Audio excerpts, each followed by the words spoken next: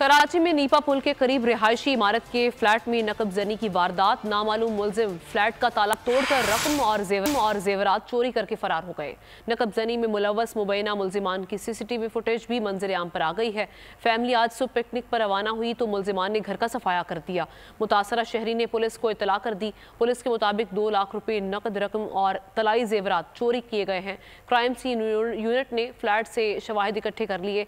Flat का खाकरूब भी वारदात के बाद से लापता है। पुलिस ने वारदात की तफ्तीश शुरू कर दी। अवाम के लिए एक और मुश्किल, आटे की अदम दस्तयाबी पर अवाम परेशान। आटे की फराहमी खासी मुश्किल का शिकार है और अवाम को मुश्किलात का सामना है।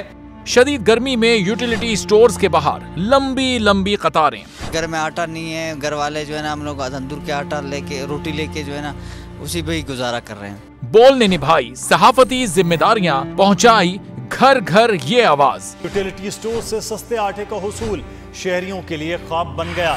बोल न्यूज हकायक सामने ले आया है। आओ मिलकर आवाज उठाएं, पाकिस्तान को बदलें बोल के साथ। बोल बना अवाम की आवाज। अवामी शिकायत पर बोल ने किया मुताल्लिका इदारों से मुतालबा।